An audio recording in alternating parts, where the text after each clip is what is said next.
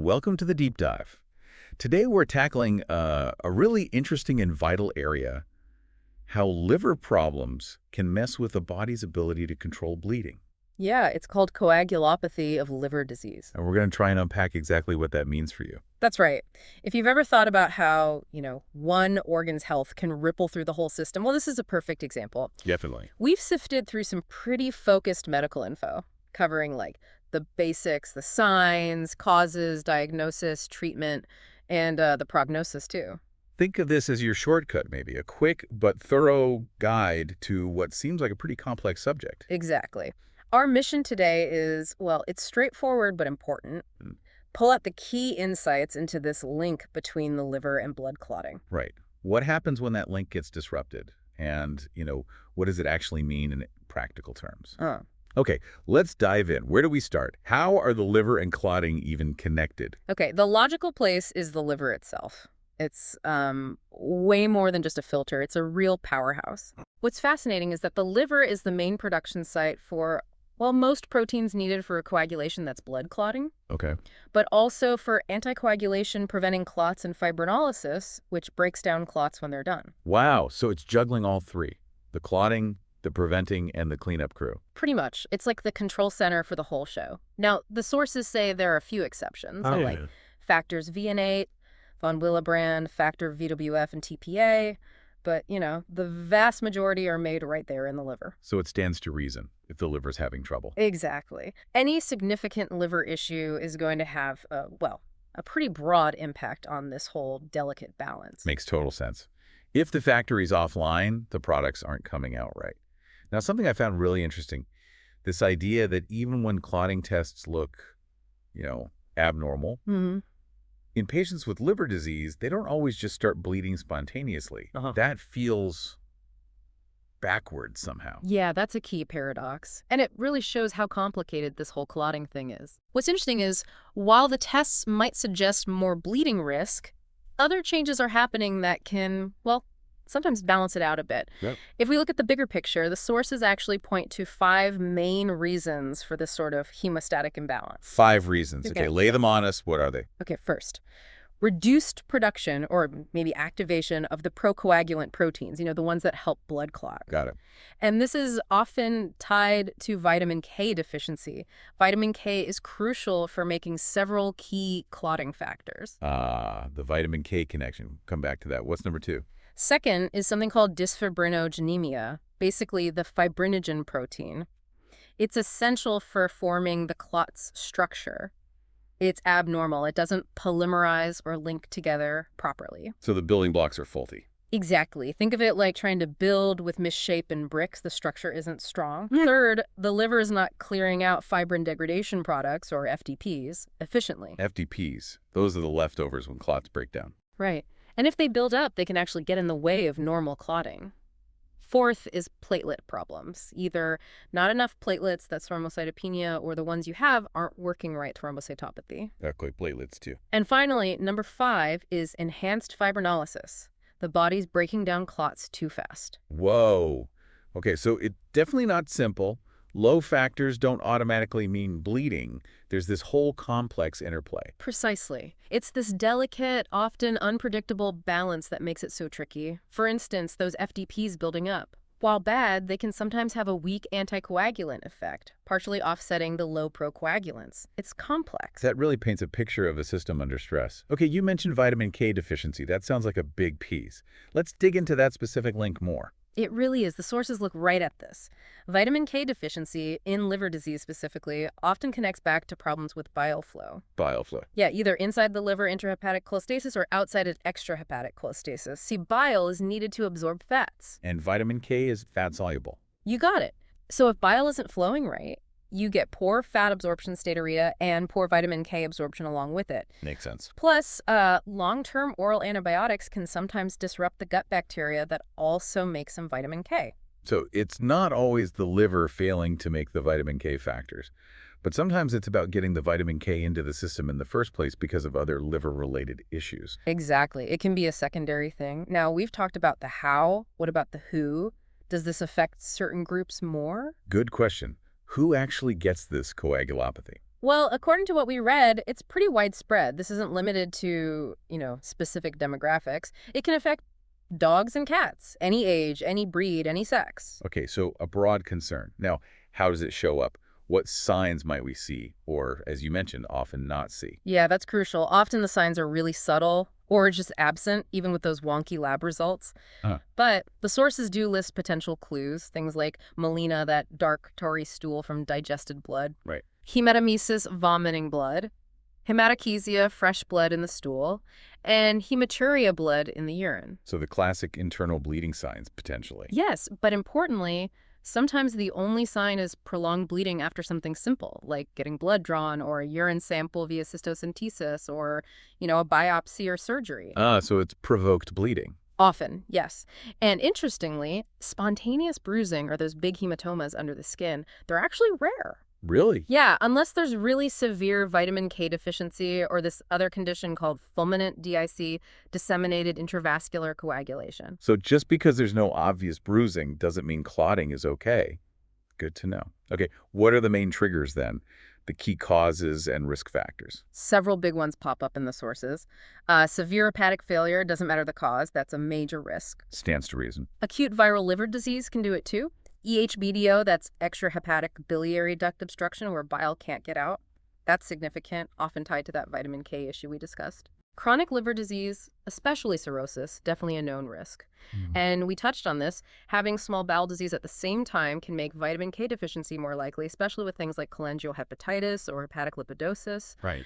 Also, high central venous pressure, CVP, and portal hypertension. That's high pressure in the liver's blood vessels. That plays a role. And finally, PSVAs, portosystemic vascular anomalies, often see factor issues and a prolonged APTT test, but maybe no actual bleeding. Wow, okay. Lots of different paths can lead here. So if a clinician suspects this, Mhm.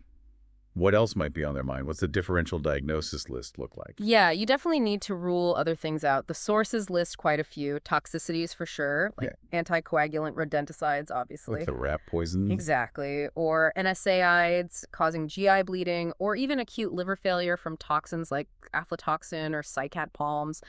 Then there are hereditary bleeding disorders, stuff they're born with. Oh. Also, low platelets or DIC from other causes, not just the liver. GI infiltrative diseases, hepatic amyloidosis. That's interesting. It can cause factor issues and even spontaneous liver fractures. Wow. And of course, simple abdominal trauma. So it's not always just the liver acting up directly. Lab tests must be absolutely key here, right, to sort this mess out. Oh, fundamental. Absolutely critical. The sources detail what to look for. A CBC complete blood count might show anemia, maybe regenerative if the bleeding's been going on a bit. Uh-huh. You might see microcytosis, small red cells hinting at a shunt. And yeah, thrombocytopenia, low platelets, that's possible too. And the chemistry panel. Often shows high liver enzymes, high bilirubin, pointing to liver damage. You might also see low albumin, maybe low globulins too, low cholesterol, Yeah. proteins the liver makes. And a urinalysis could show blood or bilirubin. Okay, that gives clues. What about the specific clotting tests? Super important. These tests can really pinpoint the problem. You might see, again, thrombocytopenia, prolonged times on tests like APTT or ACT, PT, TCT, and high PIVKA levels those markers for vitamin K issues. Right. You might also find low fibrinogen, low levels of other clotting factors, and even low levels of the natural anticoagulants like antithrombin or protein C. So things are low on both sides sometimes. Can be. And conversely, you might see high levels of FDPs and D-dimer, which tells you clots are being broken down, maybe too much. So it's like putting together puzzle pieces from all these tests. What about imaging, like ultrasound? Yeah, ultrasound can be really useful. It can spot fluid in the abdominocytes or actual hemorrhage. Okay. The liver itself might look different depending on the cause. And interestingly, ultrasound can sometimes show signs related to that portal hypertension, like abnormal gut movement or thickening where there's bleeding. Got it. So, okay, we think we've diagnosed it. What's the plan? Is treatment always about stopping bleeding? Not always, actually. The sources stress that if there's no active bleeding and no, invasive procedures planned, treatment might not be needed right then. But if there is spontaneous bleeding, or if surgery or a biopsy is on the cards, then yes, intervention is key. What kind of interventions? Well, fresh whole blood is an option, gives red cells, clotting factors, platelets, the whole package. Right. Or fresh frozen plasma, FFP. That's good for just the factors and other hemostatic proteins with less risk of, like, red cell reactions or volume overload. FFP is common. Very. Then there's cryoprecipitate, which is more specific used if fibrinogen is really low or if there's also von Willebrand disease involved. Platelet-rich plasma is rarely needed here. Okay. And a key point, the sources warn against using synthetic colloids if bleeding is a concern. Right, those artificial fluids, good to know. Now, biopsies, Mhm. often needed for liver diagnosis, but you said they can be risky here. Tell us more about that balancing act. Yeah, it's a really tricky area. Biopsies definitely carry a higher bleeding risk in these patients, especially if certain clotting tests, PIVKA, PT, APTT, ECT, are prolonged by more than, say, 50%. Okay. Or if the platelet count is low, like under 50,000. Or if a test called the mucosal bleeding time is long. So specific thresholds. Kind of guidelines, yeah. And the sources note something quite serious. If bleeding is caused by the procedure iatrogenic hemorrhage and the patient was already having spontaneous bleeding, the prognosis is grave. Wow. So if a biopsy absolutely has to be done, providing hemostasis support afterwards is crucial. Technique matters too. Those ultrasound-guided needle biopsies, highest risk. You have to watch the site very closely. Makes sense. Laparoscopy keyhole surgery has the advantage because you can see the site and actively stop bleeding with cautery or special sponges like gel foam. Right. Full open surgery, a laparotomy, is generally not advised if there's active bleeding already. So yeah, it's a very careful calculation of risk versus benefit. Definitely sounds like it. What about medications? Are there drugs to help manage the coagulopathy itself? Absolutely. The main goal is always treating the underlying liver problem, of course. Sure. But for the clotting issue specifically, if it's vitamin K deficiency, then vitamin K1 is used, Yeah. often given as an injection under the skin initially, maybe followed by oral pills if the bile flow and gut absorption are okay. Okay, vitamin K1. What else? Well, in cases of DIC where there's clear evidence of clots forming inappropriately thrombosis, then heparin might be considered. Heparin, the blood thinner. Yeah, either the standard unfractionated type or low molecular weight heparin. But it needs very careful monitoring with clotting tests like ACT, APTT, or anti-SANG activity to get the dose right. Tricky. Very. We already talked about blood products like FFP and cryo.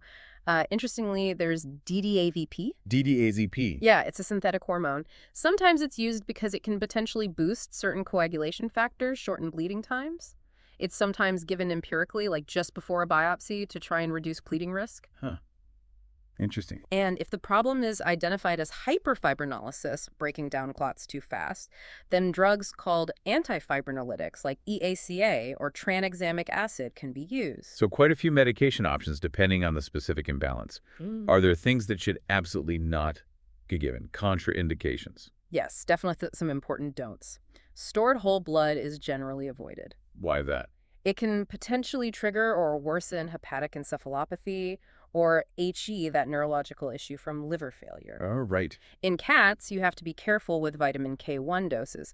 Too much can actually cause problems like Heinz body hemolysis and oxidant liver injury. Okay, noted for cats. Aspirin and other NSAIDs are a big no-no. Risk of kidney failure, worsening ascites, vomiting, and crucially, making bleeding worse. Makes sense. Also, giving large volumes of transfusions that use citrate as the anticoagulant, especially in smaller animals, can potentially cause low calcium levels, hypocalcemia, which can cause its own problems. Like the citrate binds calcium. Exactly.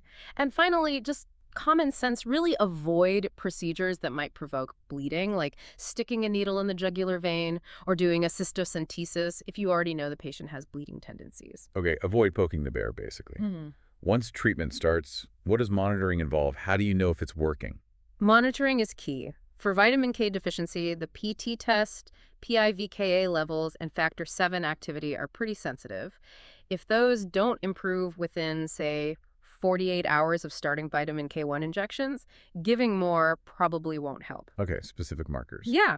And if there's active bleeding, you're watching everything closely. Heart rate, blood pressure, gum color, refill time, PCV, total solids. Basically assessing their stability and response. Standard shock monitoring. Pretty much. Oh, yeah. And after a biopsy, you have to watch that site like a hawk.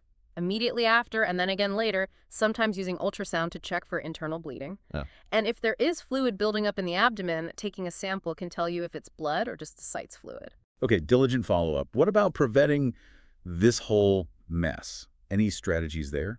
Well, some basic things. A good, balanced diet with enough vitamins is obviously important. Foundational. And being aware that chronic oral antibiotics might affect vitamin K status. Then, when you're planning any invasive procedure on a patient with liver disease, you have to anticipate bleeding risk. Be prepared. Exactly. Maybe pre-treat with vitamin K1. Consider using that DDAVP just before a biopsy, especially if clotting times are still iffy despite vitamin K. Have FFP ready to go, Just in case. just in case, but be careful not to overload them with fluids. Right. And one other thing mentioned is clearing out any gut parasites. Okay, a proactive approach seems crucial, especially around procedures. What are the potential downstream problems, the complications, and I guess the bottom line, what's the prognosis? Well, the main complications are hemorrhage itself, obviously, which leads to anemia and potentially hypovolemic shock.